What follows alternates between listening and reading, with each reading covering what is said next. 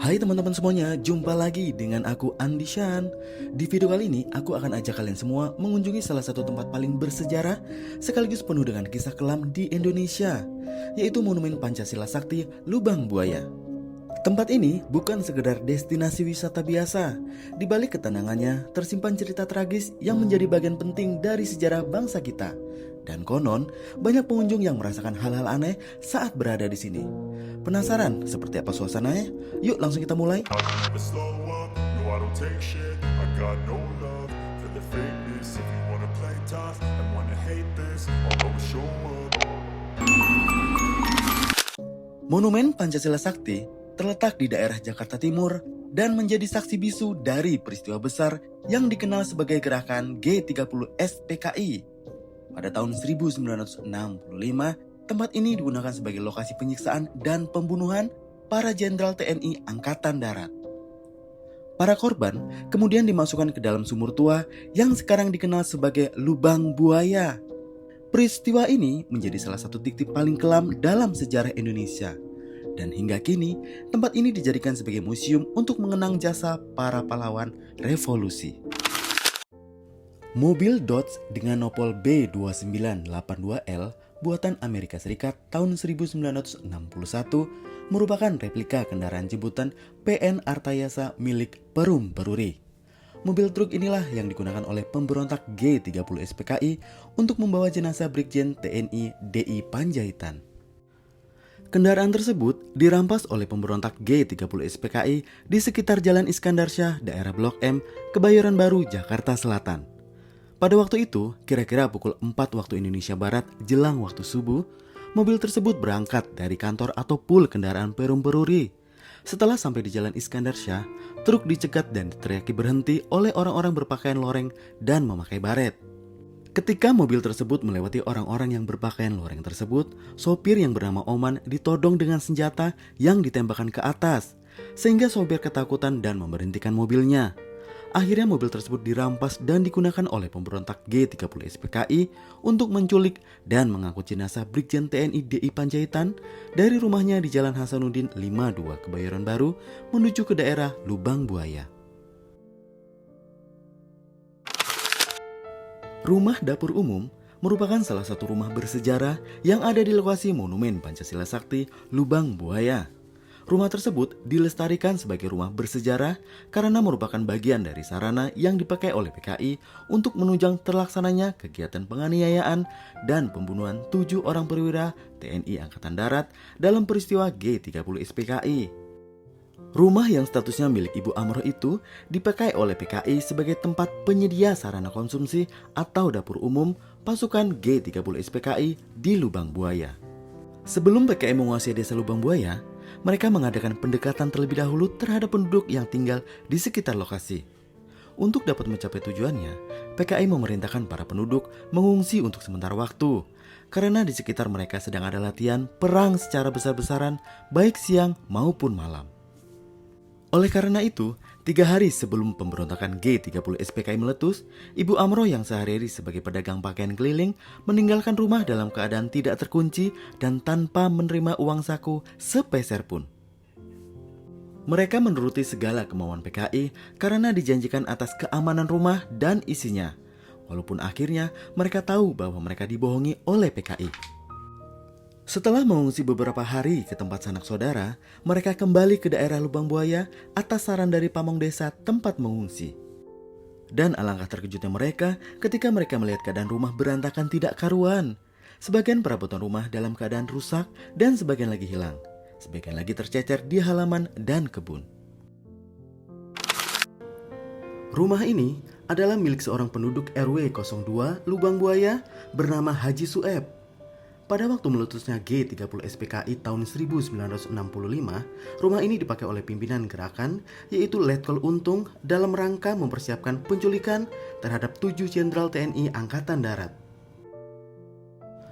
Pada tanggal 30 September 1965, pukul 24 waktu Indonesia bagian Barat di rumah pos komando, pasukan Pasopati dibriefing tentang pelaksanaan gerakan. Pasukan Pasopati bergerak menuju sasaran setelah selesai menerima pengarahan dari Letu Dul Arif. Sebagai bukti sejarah bagi generasi muda, Rumah Haji Sueb diabadikan di Monumen Pancasila untuk mengingat betapa kejamnya PKI terhadap para pahlawan revolusi. Di dalam rumah pos komando masih terdapat peninggalan barang-barang asli, di antaranya 3 buah lampu petromak, mesin jahit, dan lemari kaca. Rumah ini masih dipertahankan dalam bentuk aslinya, termasuk tata letak ruangan yang dulu digunakan untuk merencanakan aksi penculikan dan pembunuhan 7 perwira Angkatan Darat. Menjelang akhir Agustus 1965, pimpinan Biro Khusus PKI Syam Kamaruzzaman terus-menerus mengadakan pertemuan. Pertemuan pada tanggal 22 September 1965 diselenggarakan di Rumah Syam di Jalan Pramuka, Jakarta. Pertemuan tersebut membahas tentang penetapan sasaran gerakan bagi masing-masing pasukan. Pasukan yang akan bergerak menculik dan membunuh para jenderal yang dianggap lawan politiknya diberi nama pasukan Pasopati yang dipimpin oleh Lettu Dul Arif. Pasukan tersebut bergerak dari Lubang Buaya pada dini hari pada tanggal 1 Oktober 1965 yang didahului dengan gerakan penculikan. Mereka yang diculik adalah Letnan Jenderal TNI Ahmad Yani, Mayor Jenderal TNI Mas Tirto Darmo Harjono, Mayor Jenderal TNI Raden Suprapto, Mayor Jenderal TNI Siswondo Parman, Brigadir Jenderal TNI Donald Isakus Panjaitan, Brigadir Jenderal TNI Sutoyo Siswo Miharjo, Letnan 1 Cipierre Andreas Tendean. Mereka yang masih hidup dimasukkan ke dalam sebuah rumah berukuran 8 meter x 15,5 meter.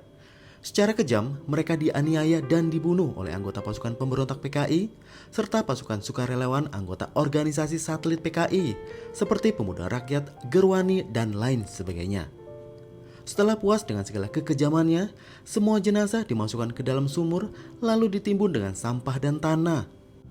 Rumah yang digunakan untuk menyiksa para korban merupakan milik Bapak Bambang Harjono. Sebelum meletus pemberontakan G30 SPKI, rumah tersebut digunakan sebagai tempat belajar sekolah rakyat atau sekarang sebagai sekolah dasar. Namun karena Bapak Bambang Harjono adalah simpatisan PKI, rumahnya diserahkan kepada PKI dan dipakai oleh pasukan PKI. Partai Komunis Indonesia ingin merebut kekuasaan pemerintah Indonesia dengan menggunakan aksi kekerasan, yaitu penculikan dan pembunuhan terhadap 6 perwira tinggi dan 1 perwira pertama yang terjadi pada tanggal 1 Oktober 1965. Setelah diculik, 7 perwira tersebut dibawa ke Desa Lubang Buaya, daerah Pondok Gede, Jakarta Timur. Dari ke-7 perwira tersebut, 4 diantaranya masih dalam keadaan hidup. Sesampainya di Lubang Buaya, ke-4 perwira yang masih hidup disiksa beramai-ramai secara keji dan biadab oleh gerombolan G30 SPKI, kemudian dibunuh satu persatu. Jenazah ke-7 perwira tersebut kemudian dimasukkan ke dalam sebuah sumur tua dengan kedalaman 12 meter dan berdiameter 75 cm dengan posisi kepala di bawah. Selanjutnya, para gerombolan G30 SPKI menutup sumur dengan potongan batang pisang, sampah, serta dedaunan kering secara berselang-seling, dan terakhir, sumur tersebut ditutup dengan tanah di atasnya. Sebagai tipuan, mereka menggali lubang-lubang lainnya di sekitaran tempat tersebut sehingga dapat menyesatkan orang-orang yang akan mencari jenazah ke-7 perwira tersebut. Dari sumur tua diketemukanlah 7 jenazah, yaitu Letnan Jenderal Ahmad Yani, Mayor Jenderal R. Suprapto, Mayor Jenderal MT Haryono, Mayor Jenderal S. Parman, Brigadir Jenderal DI Panjaitan, Brigadir Jenderal Sutoyo Siswo Miharjo, dan Letnu Cipierre Andreas Tendean. Jenazah-jenazah tersebut akhirnya dapat diangkat pada tanggal 4 Oktober 1965 dalam keadaan rusak akibat penganiayaan secara kejam di luar batas-batas kemanusiaan. Letnan Jenderal TNI Ahmad Yani selain sebagai Menpangat juga merangkap sebagai komando tertinggi sejak bulan Februari 1965 sampai gugurnya beliau oleh gerombolan G30 SPKI. Dengan surat keputusan Kementerian Angkatan Darat nomor 504 tanggal 6 Juni 1966, mobil dinas ini dihapus dari kekuatan dan pertanggungjawaban administrasi Angkatan Darat serta menjadi hak milik keluarga Jenderal TNI Anumerta Ahmad Yani. Pada bulan Mei 1989, atas inisiatif Kepala Pusat Sejarah dan Tradisi ABRI, akhirnya mobil ini dapat dipamerkan di Monumen Pancasila Sakti, Lubang Buaya, Jakarta. Pada tanggal 1 Oktober 1965, pukul 07.30 waktu Indonesia bagian Barat, Mayor Jenderal TNI Soeharto beserta stafnya sudah berada di markas Kostrad guna menganalisis dan mempelajari situasi. Dengan pedoman perintah Menpangat, apabila Menpangat berhalangan, maka kedudukan Menpangat digantikan bawahannya, dan juga telah mendapat saran dari beberapa perwira tinggi TNI Angkatan Darat. Atas perintah tersebut, Pangkostrat Mayor Jenderal TNI Soeharto memutuskan untuk memegang pimpinan sementara TNI Angkatan Darat. Dengan menggunakan Jeep Toyota Canvas nomor 0462957441, Mayor Jenderal TNI Soeharto segera bertindak untuk menumpas G30 SPKI yang didalangi oleh ex-Letkol Untung dan tokoh PKI yang lain. Mayor Jenderal TNI Soeharto dari rumahnya di Jalan Agus Salim menuju markas Kostrad menggunakan kendaraan dinas Jeep Toyota Canvas yang disetir oleh Praptu Suwondo. Pada tanggal 4 Oktober 1965, Mayor Jenderal TNI Soeharto menuju Desa Lubang Buaya untuk memimpin langsung jalannya pengangkatan jenazah yang dilaksanakan oleh pasukan KIPAM atau Kesatuan Intai Para Amfibi KKOAL yang dipimpin oleh Kapten KKO Winanto. Jenazah korban kebiadaban G30 SPKI diangkat dari sumur pada tanggal 4 Oktober 1965 oleh KIPAM atau Kesatuan Intai Para Amfibi KKO Angkatan Laut. Selanjutnya, jenazah dibawa ke Rumah Sakit Pusat TNI Angkatan Darat Gatot Subroto untuk mendapatkan pemeriksaan visum et repertum sebelum kemudian disemayamkan di markas besar Angkatan Darat. Pada tanggal 5 Oktober 1965, jenazah tersebut dimakamkan di Taman Makam Pahlawan, Kalibata. Kendaraan yang dipakai untuk membawa jenazah adalah sejenis Panzer. Untuk kelengkapan pameran taman di Monumen Pancasila Sakti, sejak tahun 1985 dipamerkan salah satu Panzer yang dipakai untuk membawa jenazah para pahlawan revolusi. Panzer dengan tipe PC Mk2 Saraken adalah sebuah kendaraan lapis baja yang berasal dari Inggris. Kendaraan tersebut dipakai oleh Organik Batalion Kavaleri 7 Kodam 5 Jaya. Pada tahun 1976, Panzer ini dipindahkan ke Batalion Kavaleri 3 Kodam 8 Brawijaya dan dipakai untuk mendukung penugasan operasi militer di Timur Timur. Pada bulan Juli 1985, Panzer ini ditarik penugasan dari Timur Timur untuk diabadikan di Monumen Pancasila Sakti. G30 SPKI adalah upaya mengganti ideologi Pancasila dengan komunisme. Kegagalan gerakan ini menegaskan bahwa Pancasila adalah pondasi tunggal yang mempersatukan keberagaman Indonesia.